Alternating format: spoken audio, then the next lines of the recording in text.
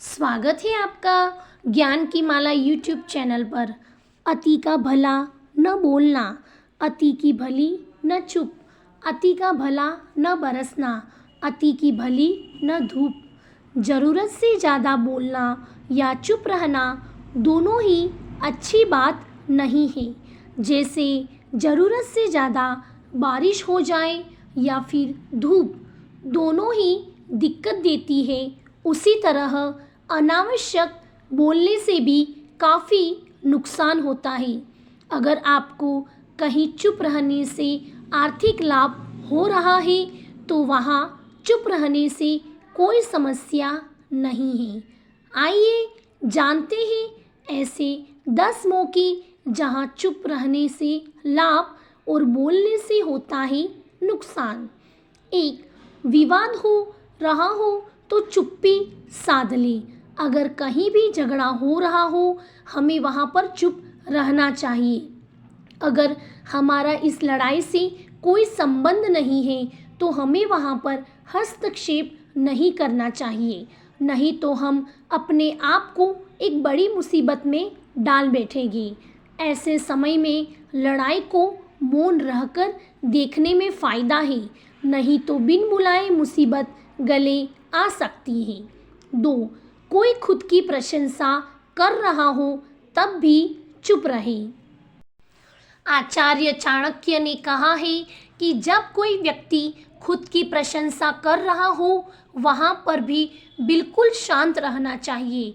हमें कभी भी खुद की तारीफ नहीं करनी चाहिए और जहाँ पर लोग अपना अहंकार दिखा रहे हैं वहाँ तो चुप रहना ही बेहतर है। 3. मूर्ख व्यक्ति के सामने भी चुप रहे। आचार्य चाणक्य ने कहा है कि मूर्ख व्यक्ति अक्सर कुतर्क में ही समय नष्ट करते रहते हैं, जबकि बुद्धिमान व्यक्ति ज्ञान को ग्रहण कर उसे अपने जीवन में उतार लेते हैं।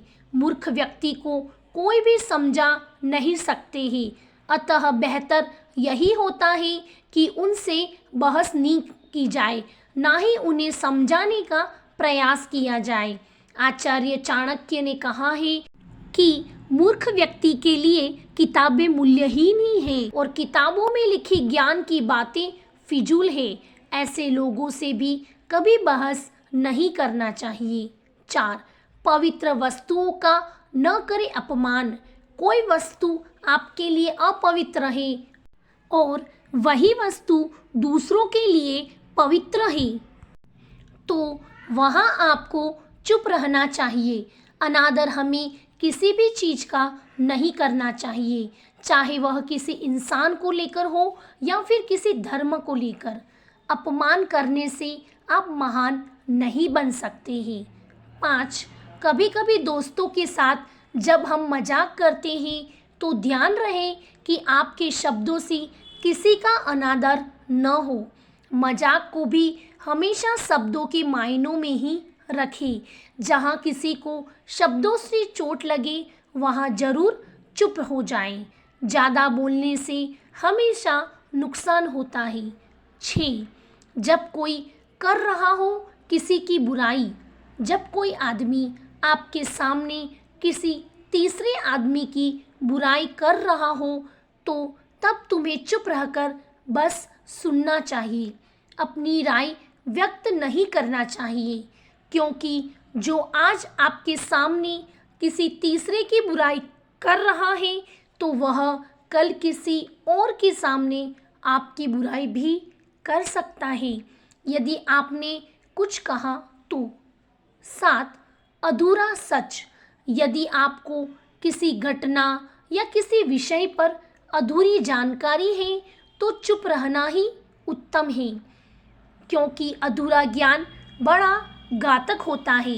यह आपको हंसी का पात्र भी बना सकता है या किसी मुसीबत में भी डाल सकता है। 8. जब कोई नहीं समझे आपकी भावना। यदि आपको लग रहा है कि कोई व्यक्ति आपकी भावना, दुख या परेशानी को शब्दों में नहीं समझ पा रहा है या वह आपको ध्यान से सुन नहीं पा रहा है तो ऐसे व्यक्ति के सामने चुप रहना ही ठीक है, क्योंकि ऐसे लोगों को आपकी भावना या दुख से कोई मतलब नहीं होता है। ऐसे लोगों को अपना राज बताकर आप पछताएंगे ही। नो, जब कोई इंसान अपना दुख व्यक्त करे, यदि कोई इंसान अपने दुख या परेशानी को आपको बता रहा है, तो इसका मतलब यह है कि वह आपको अपना समझ रहा है। ऐसे में तुरंत ही उसे समाधान बताने की बजाय चुप रहकर उसकी दुख और समस्या को सुने। उसके दुख या समस्या को किसी और को न बताएं। 10. क्रोध या घृणा करने वाले लोग। जब कोई अपना या कोई सगा संबंधी आप पर क्रोध कर रहा हो, आपका अपमान कर रहा हो या घृणास्पद शब्द कह रहा हो, तो आपको उस वक्त चुप रहना चाहिए, ताकि सामने वाले का गुब्बार पूरी तरह से बाहर निकल जाए। आप यदि सही हैं तो उससे कतई माफ़ी न मांगे और चुप रहकर सही समय का इंतज़ार करें।